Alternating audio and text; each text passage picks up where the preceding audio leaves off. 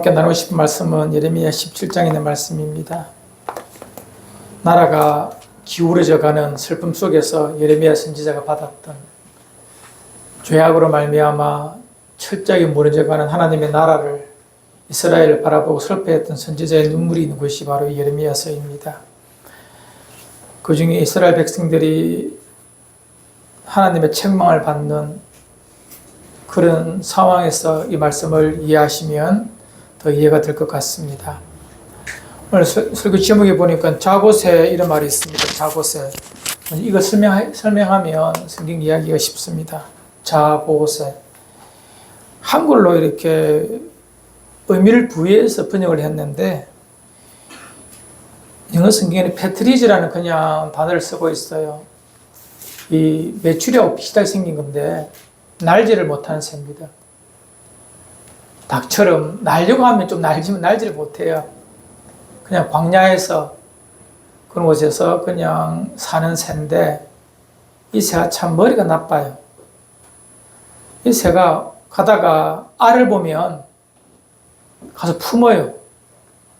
품고 하루를 품는 것이 아니라 20여일 동안 품고 있어요. 알이 깨기까지. 지 알도 아닙니다. 가다가 알이 있으면 알을 품어요. 품고 있다가 20일 동안 물도 안 먹고 밥도 안 먹고 품어요. 그리고 알이 깨면 부화되면 이 알들이 다 그 둥지를 떠나버립니다.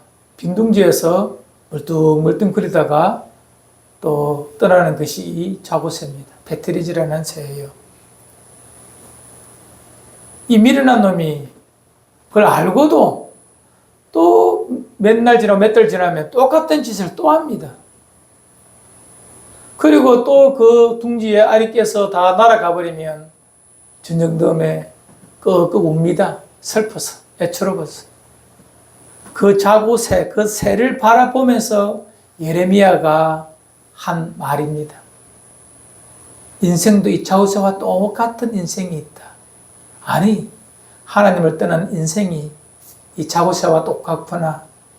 하나님의 말씀을 버린 이스라엘이여 너희들의 삶의 형태가 바로 이 자고새구나 라고 예레미야가 애통해하며 이 말씀을 이스라엘 백성에게 남기는 것입니다. 오늘 이 말씀을 함께 묵상하기 전에 큰 전제를 알아야 합니다. 이 전제는 성경 전체를 아우르는 것입니다. 잘 아셔야 합니다. 성경에 보면 불이라는 말이 있습니다. 불의한 자. 의의 반대말 불의한 자가 있습니다. 불의. 이 단어를 잘 이해를 하셔야 돼요. 이것을 이해를 못하면 우리는 하나님의 말씀에 대한 정확한 이해를 하기 어렵습니다. 성경에서 말하는 불의는 뭐냐면 우리는 종종 의의가 없어서 즉 윤리적으로 도덕적으로 부족한 삶 또는 방법이 정도에서 벗어난 잘못된 방법을 말하는 그런 정도로 생각하는데 그것은 세상이 말하는 사전적 의미고 성경에서 말하는 불의라는 것은요 꼭 기억해야 됩니다. 하나님과 관계되어 있습니다. 하나님께서 나는 공의롭다, 여호와께서는 의로우시다 이런 식으로 표현할 때 하나님 편에서의 의는 하나님의 이 공의, 하나님의 뜻하신 바를 말할 때 의라고 말합니다. 인간이 사용할 때 이 의라는 것은 무엇이냐면 하나님과 나 사이의 관계를 말합니다. 꼭 기억하셔야 됩니다. 이것 잘못 이해하면 성경 전체를 오도할 수가 있어요. 다시 설명합니다. 인간 편에서 사람 편에서 의는 뭐냐면 하나님과 나 사이의 뭐라고? 관계입니다. 이걸 정확하게 이해 못하면 성경을 엉터리로 해석하는 사람 너무 많아요. 자, 우리는 잘 알고 있는 하나님을 어렵다 불러주신다라는 칭이 있지 않습니까? 그것도 똑같습니다. 하나님과의 관계가 바르게 되었다라고 불러주는 거예요. 인정해 주는 거예요. 누구 때문에? 예수님의 십자가의 대속의 은총 때문에. 그것이 칭의예요. 네가 어렵다 윤리적이라는 말이 절대 아닙니다. 죄 없다는 말도 아닙니다. 왜 우리 죄가 없어요? 죄가 있는데. 예수님이 십자가의 은혜로 말미암아 네가 이 하나님과의 바른 관계 속에 들어왔다라고 불러주는 것이 칭의입니다. 이해되시죠? 그럼 불의는 뭐냐? 하나님의 관계가 잘못되었다. 하나님이 네 마음속에 네 삶 속에 없다라고 보는 것이 뭐라? 불의하다는 뜻입니다. 이해되시죠? 윤리적으로 부족하다는 뜻이 아닙니다. 성경에서 말하는 것은요. 그런 단어의 정의를 가지고 성경을 이해하면 성경 보는데 훨씬 더 이해가 쉽습니다. 오늘 11절에 보니까 불의로 치부하는 자라고 말했는데 여기서 불의로 치부한다는 말은 뭐죠? 하나님 없이 삶을 욕심으로 살아가는 자를 말합니다. 그럼 목사님, 하나님 있어 경제활동하는 것은 불의가 아닙니다. 똑같은 경제활동이라도 열심히 성실히 살아가는 삶이라도 어떤 자는 불의로 살고 어떤 사람은 의로 삽니다. 하나님이 그 마음에 있다 없다. 하나님의 말씀이 하나님의 영이 그를 통치한다 통치하지 않는다를 가지고 판가름되는 것입니다. 제 3자들이 볼 때는 똑같습니다. 아침에 일어나 출근하는 것, 성실하게 자기 삶을 통하여 죄를 획득하는 것. 이 전부 다 사람 보기에는 똑같지만 그가 하나님 앞에 바른지 아니 그의 삶이 자고새로 사는지 아니면 아름답게 청지기로 사는지의 그 판단의 기준은 뭐라? 그 마음에 하나님이 있다 없다. 의로 살아가는 자와 불의로 살아가는 자, 하나님의 말씀이 내게 있다 없다의 차이만 가지고 말하는 것입니다. 이해되시죠? 그런 그림에서 보시면 되겠습니다. 그럼 과연 불의한 자가 누군가? 하나님 없는 자의 마음이 뭔가? 5절에 나와 있습니다. 우리 9절에 나와 있습니다. 먼저 우리 9절부터 봅시다. 9절부터 봅시다. 시작. 만물보다 거짓되고 심히 부패한 것은 마음이라 누가 능히 이를 알리요마는. 자, 이 말씀을 이해하면서 우리 5절에 이런 말씀이 있습니다. 여호와께서 말씀하신다. 무릇 사람을 믿으며 육신으로 그의 힘을 삼고 마음이 여호와에게서 떠난 자, 그가 불의한 자거든요. 불의한 자의 전형이 뭐냐면 마음이 부패한 자입니다. 마음이 부패했다는 거예요. 다르게 말하면 그 마음에 하나님이 없습니다. 그러니 마음이 부패할 수밖에 없는 것입니다. 그의 삶의 양식은 이렇습니다. 사람을 믿으며 육신으로 힘을 자랑을 삼고 당연히 그런 사람은 마음이 하나님께서 떠난 자입니다. 여러분, 사람을 믿는다. 이 사람의 마음이 얼마나 부패하고 간사한데 사람을 믿어요. 그런 사람 많습니다. 그래도 목사는 믿고 살아야지. 여기서 믿는다는 것은 그를 의지한다는 말입니다. 그가 나의 의지가 버팀목이 되어줄 것이다라고 사람을 의지하며 내 삶을 그 사람에게 거는 것, 기대는 것, 이것을 말합니다. 그것은 바로 어리석은 자, 이렇게 말합니다. 여러분, 그래도 목사님 믿으며 살아야 안 됩니까? 여러분, 누굴 믿습니까? 부모를, 형제를, 아내를, 남편을. 성경에서는요, 여러 가지 재밌는 예화를, 말씀을 많이 해두고 있습니다. 구약은 설교의 예화의 보고입니다. 창구입니다. 여러분, 가장 믿을 만한 사람이 누굽니까? 형제입니다. 한 배에서 난 내 육신의 형제. 그만큼은 우리가 믿을 만하다고 생각합니다. 과연 그럴까요? 창세기 4장에 가보십시오. 한 배에서 난, 하와의 배에서 난 가인과 아벨, 형제입니다. 가인이 동생 아벨을 죽인 이유가 뭐지요? 하나님께서 나를 인정하지 않고 저 동생을 인정하는 것입니다. 그래서 그가 동생이 없으면 하나님 나를 사랑하시겠지 싶어서 동생을 제거해 버립니다. 그것이 인간의 부패한 마음입니다. 인간은 그 이상 그 이하도 아닙니다. 형제라도 내 이기심의 반대편에 있으면 그를 밟고 서고 싶은 것이 인간의 악함입니다. 부패한 마음의 표현입니다. 그러면 부모가 믿을 만한가? 그래도 가장 믿을 만한 것이 날 낳아준 부모죠. 하지만 다윗은 고백합니다. 부모는 나를 버렸고 이런 표현을 하고 있습니다. 잘 아는 여러분 사울 왕과 다윗의 관계를 보십시오. 사울은 다윗의 장인입니다. 딸의 남편이 다윗입니다. 그럼에도 불구하고 사울은 다윗을 죽이려고 합니다. 다윗이 출중해서 하나님의 앞에 아름다우면 나의 나라마저도 물려줄 수 있다고 생각하는 것이 아버지의 부모된 마음일진데 아니라는 거예요. 이스라엘 백성들의 마음이 자기에게서 떠나고 다윗에게 기운이 유명한 말 사울은 천천히요 다윗은 만만이라고 여자들이 노래하며 부릅니다. 젊은 애들이 그의 마음이 동해서 다윗 살려두면 안 되겠다 싶어서 다윗을 죽이려고 10수년 동안 나라도 돌보지 않고 다윗을 죽이려는 일에 올이 나에서 미쳐가는 것이 사울입니다. 그것이 아비된 자 사울의 마음입니다. 인간의 마음 그 이상도 아닙니다. 딱 그 정도입니다. 인간은요. 인간의 마음이 얼마나 부패한 줄 아십니까? 내 친구가 있습니다.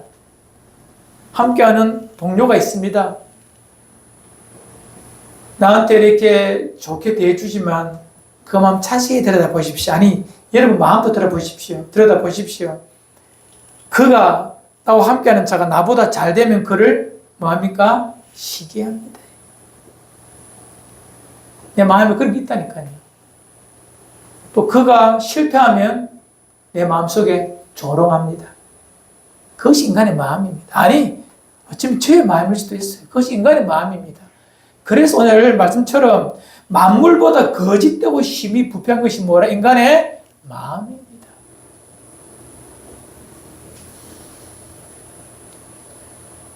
이 마음을 새롭게 하지 않고 그 어떤 삶을 산들 그의 삶은 불의한 모습으로 나타나 그의 삶의 결과는 자고서의 삶과 다르지 않다는 것입니다.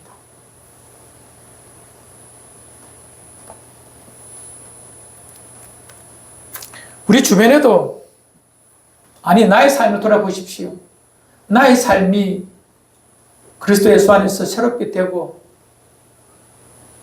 하나님의 말씀이 내 안에 있어 내 마음을 새롭게 하는 그런 삶으로 날마다 나를 다듬어 가지 아니하면 신학적 수로로 말씀의 내면화라고 합니다. 말씀이 내 안에서 통치하도록 만들어 가지 아니하면 우리의 삶의 나중은 자고새가 웃는 것처럼 11절의 끝에 마침내 어리석은 자가 되리라.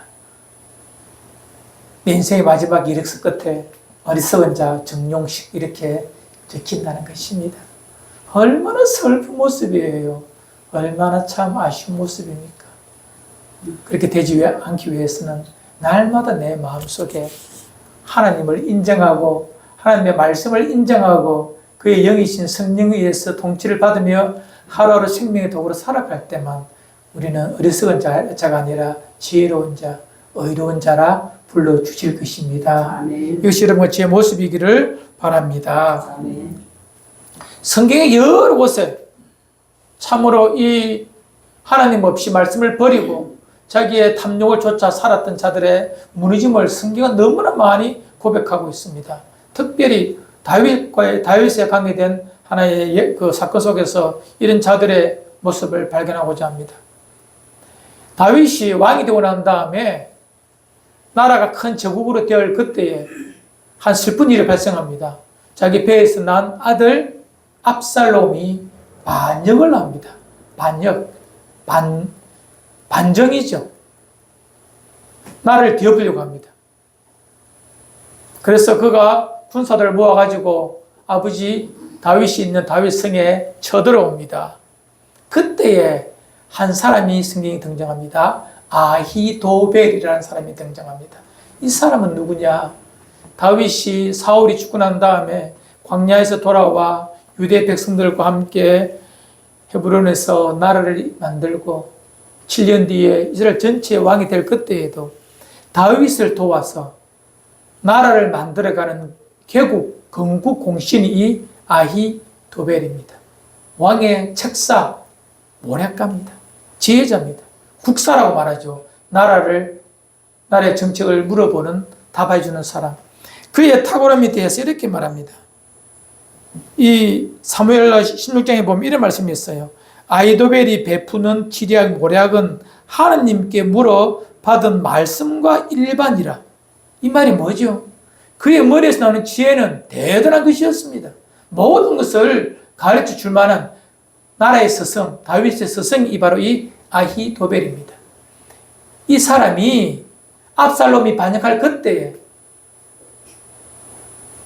압살롬이 반역을 완성하기 위해서는 뛰어난 지략가 필요하다. 그래서 반역하기 전에 아히도벨을 찾아가서 선생님, 제가 아버지의 나라를 얻고 저 이 나라를 새롭게 하고자 합니다. 나를 도와주시겠습니까? 라고 물을 그때에 나라의 전체가 압살롬의 탁월함에 매료되었는지 이 아히도벨이 압살롬을 택해버립니다. 일평생 그와 함께 광야에서 힘들게 살며 유다와 이스라엘을 만들어가던 그 다윗을 버리고 하나님의 기름 부은 자를 버리고 자기의 야망을 쫓아 선택을 해버립니다. 이에 압살롬이 반역이 성공하여 다윗 성을 차지하게 되었습니다. 그리고 이제 다윗을 죽여야만이 자기 나라가 되기 때문에 다윗을 쫓아가자. 다윗이 지쳐 있으니까 바로 가서 잡아서 이 거사를 끝내야 됩니다라고 말하는 사람이 아히도벨입니다. 이에 다윗이 하나님의 영에 충만한 후세라는 사람을 남겨둡니다. 도성에. 이에 압살롬이 이 후세를 불러봅니다. 그의 말도 한번 들어보자라고 말합니다. 이에 후세가 조목조목 인간의 마음을 사로잡을 만큼 조목조목 설명하니 이 압살롬이 아히도벨의 말을 듣지 않고 후세의 말을 들어버립니다. 이에 아히도벨이 낙심하여서 자기의 고향으로 집으로 돌아가 버립니다. 그리고 그 끝은 뭐지요? 거기서 자기의 삶을 비관하며 자살해 버립니다. 이것이 아히도벨의 마지막이에요. 인생 어쩌면 아히도벨의 삶이 이 땅에 하나님을 알고 따랐던 자들의 마지막과 유사한 것이 너무나 많습니다. 왜 그런 현상이 나타났을까요? 순간순간 하나님의 말씀과 하나님의 뜻 가운데 자기 자신을 바라보지 않았기 때문에 그런 어리석은 선택을 하는 것입니다. 이제 압살롬의 때다. 다윗은 늙었어. 다윗의 때는 지나갔어. 이런 단순한 인간적인 계산. 하나님의 기름 부음을 받은 다윗만이 언약의 하나님의 약속의 시대에 이끌어갈 구원사의 한 부분임을 그도 알았거든요. 그럼에도 그가 그런 판단을 했다는 것은 노년에 더 큰 야망, 욕망, 이름 때문에 자기 마음에 하나님의 말씀을 버린 것입니다. 한 사람 더 할까요? 압살롬이 도망갈 때, 압살롬이라 다윗이 도망갈 그때에 이제 조그마한 시내를 건너야 됩니다. 요단강 근처에 있는 조그마한 시내인데 그래 이제 강 건너갈 수 있으니까 이에 따라오면서 다윗의 패주하는 왕을 조롱하는 자가 있습니다. 이름이 시므이라는 사람입니다. 그 옛날 사울 왕가의 사람이죠. 온갖 욕설을 다 합니다. 온갖 소리 다 합니다. 옆에 있던 조카들이 요압과 그의 형제들이 제가 죽여버렸어요. 저 단장 죽을 수 있습니다라고 말하지만 다윗이 말하죠. 하나님께서 나를 저주하신 것이면 어떡하겠느냐? 가만히 두어라라고 말합니다. 그리고 다시 압살롬의 반역이 이제 다시 회복되고 평정되고 다윗이 돌아옵니다.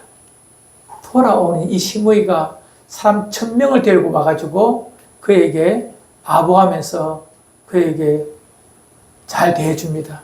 살려달라고 아부하는 것이죠. 다윗은 그 아부를 또 받아줍니다. 저는 종종 이해를 못합니다. 저런 사람을 또 받아주나? 저런 사람과 함께 할 수 있나? 다윗이 받아줍니다. 이 시므이라는 사람, 강한 자에게는 약하고 약한 자에게는 강한 아주 못된 불편 심령을 가진 사람의 상징입니다. 그런 시므이마저도 다윗은 또 받아줍니다. 결국 시므이의 마지막은 뭡니까? 다윗이 자기 손에는 피를 묻히지 않고 그가 죽어 천국 가기 전에 아들 솔로몬에게 말하죠. 저 시므이는 함께할 자가 못 된다. 적당한 때에 처리하라고 말합니다. 이 땅을 살면서 우리는 수많은 사람들을 만납니다. 아니, 예수 믿지 않는 자들은 잠시 내려놓고 하나님을 경외한다. 즉, 교회 다닌다는 사람들 속에서도 우리는 참 무수한 자고새와 같은 삶을 살고 있는 사람들을 참 많이 만납니다. 하나님 없이 자기의 야망과 욕망의 대상으로 교회를, 기독교 신앙을 도구 삼는 자들도 많이 볼 수 있습니다. 더 정확하게 말합시다. 내가 그런 사람이 되지 않아야 합니다. 기독교가 예수 이름이 내 삶의 도구 정도로 힘든 인생길 찾아갈 때에 뭐 보험 든 것처럼 적금 든 것처럼 내 차 뒤 트렁크에 있는 스페어 타이어처럼 그 정도로 예수님을 생각하고 산다면 우리는 언젠가 이 자고새 같은 삶을 살 수도 있습니다. 예수님을 따르던 두 제자 가룟 유다와 베드로를 보십시오. 그들의 마음이 사탄이 밀가부듯 하여 그들의 마음을 두드릴 때에 그들의 마음은 그냥 무너져 버립니다. 가룟 유다는 은 30에 생명의 주님을 팔았고 베드로는 자기의 입장을, 자기의 몸을 지키기 위해서 예수님을 모른다고 부인해버리지 않습니까?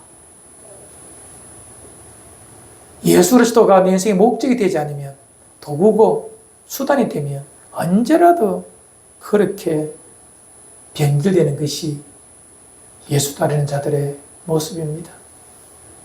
날마다 내 주님이 내 주인이신 것을 고백하지 않고 삶의 결단이 없으면 인간의 결정적인 순간에 우리는 어리석음을 범하게 됩니다. 그럼 다윗의 그 상황 속에서 다 그런 자고식뿐이었느냐? 아닙니다. 진짜 믿음의 사람도 그 안에 발견됩니다. 다윗이 이제 생명을 펴기 위하여서 강을 건너서 요단강 동편에 있는 그 지역에 잠시 머무르게 됩니다. 갑자기 나오다 보니까 자기와 군대가 먹을 것이 없잖아요. 이에 이 왕을 위하여서 먹을 것을 공개하는, 섬기는 자가 있습니다. 그 중에 한 사람이 바실레라는 분입니다. 나이 많으신 늙은 분이십니다. 변방에 살지만 예루살렘에서 강 건너 오른쪽에는 한참 좀 먼 거리거든요. 심리적으로도 멀고. 하지만 늘 그곳에서 다윗을 향한 애틋한 마음을 가지고 살았던 사람, 바실레라는 사람이 있습니다.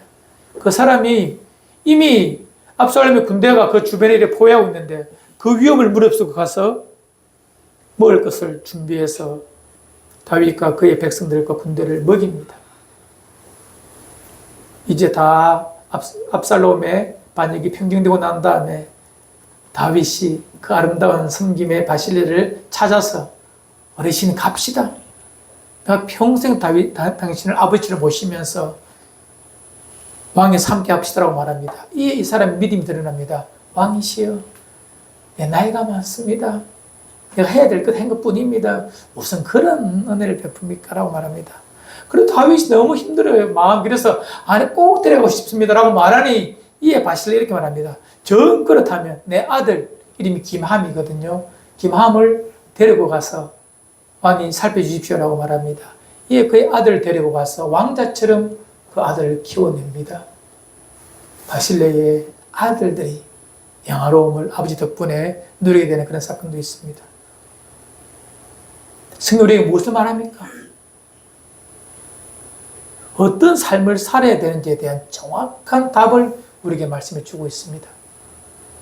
하나님의 말씀이 내게 있어. 하나님의 약속이 내게 있어. 내가 그렇게 살아갈 수 있다면, 그것을 붙들고 살아간다면 우리는 자고서의 삶을 살지 않습니다. 불의한 자의 삶을 살지 않습니다. 의로운 자의 삶을 살아 하나님께서 원하시는 아름다운 복을 누리며 살 수가 있을 것입니다. 우리 성경 하나만 봅시다. 17장 7절입니다. 함께 봅시다. 시작. 그러나 물은 여호와를 의지하며 여호와를 의뢰하는 그 사람은 복을 받을 것이라. 예, 이 바실레 할아버지처럼 정말 하나님을 경외하는 이 불의한 자, 자고서의 반대편에 서 있는 멋있는 사람이 있습니다. 무릇 여호와를 의지하며 여호와를 의뢰하는, 같은 말의 중은 반복입니다. 항상 성경에서 중은 반복은 강조할 때 쓰는 거예요. 예수님께서 이렇게 말씀하시잖아요. 내가 진실로 내게 이르노니. 두 번 말하는 것은요, 강조하기 위한 것입니다. 항상 그래서 성경 읽을 때에 똑같은 말이 반복되면 정말 강조하는 거니까요, 눈여겨보아야 합니다. 여기서도 말합니다. 무릇 여호와를 의지하고 여호와를 의뢰하는, 의뢰, 한글로는 다르게 말했지만 똑같은 단어입니다. 반복한 거예요. 여호와를 의지하며 여호와를 의뢰하는 자는 복을 받는다. 즉 하나님 내 인생의 유일한 의지입니다. 인간을 의지하는 것이 아니라, 인간을 신뢰하는 것이 아니라 하나님만이 나의 의지입니다라고 고백하는 자가 복을 받습니다. 그 복의 내용이 8절의 내용입니다. 이 복이 예수 그리스도를 따르는 지엄의 복이기를 여러분들이 보기를 바라면서 우리 8절 읽어봅시다. 시작. 그는 물가에 심어진 나무가 그 뿌리를 강변에 뻗치고 더위가 올지라도 두려워하지 아니하며 그 잎이 정성하며 가무는 해에도 걱정이 없고 결실이 그치지 아니함 같으리라. 아멘. 이 반대의 나무가 7절에 나와 있거든요. 이 마음이 육신으로 자랑을 삼고 사람을 믿는 자, 하나님을 떠난 자, 불의한 자의 모습을 6절은요, 사막의 떨기나무 같아서 좋은 일이 오는 것을 보지 못하고 광야, 간조한 곳, 건건한 땅에, 사람이 살지 않은 땅에 살리라. 두 나무가 있습니다. 사막의 떨기나무, 생명도 없고 아무것도 없습니다. 깃들어 사는 동물도 식물도 아무것도 없는 그런 나무가 있고요. 물가에 심기운 나무라. 뿌리도 강변에 뻗어 있어. 더위가 올지라도 전혀 두려워하지 않고 그 잎은 청청하고 가무는 해에도 걱정 없이 결실하는 그런 나무도 있습니다. 왜요? 은혜와 복의 근원이신 하나님께, 생명의 주님께 붙어 있기에 이것이 가능한 것입니다. 여러분이 사막의 떨기나무입니까? 아니면 물가에 심기워진 나무입니까? 그것은 단 하나 차이점입니다. 그 마음에 하나님을 의지하고 의뢰하는 것뿐입니다. 사람을 의지하지 맙시다. 육신으로 낳은 부모마저도, 한 배에서 나 50년, 60년 함께 자랐던 형제마저도 그를 미워해란 말이 아닙니다. 그들은 그냥 호흡이 딱 멈추는 순간 끝나버리는 안개와 같은 흙입니다. 그냥 인정해주고 사랑해주면 됩니다. 내가 유일하게 의지하고 기대해야 될 것은 누구라고요? 여호와 하나님, 내 주 예수 그리스도 뿐이라는 것입니다. 그래 될 때에 우리는요, 물가에 심기운 나무가 될 수가 있는 것입니다.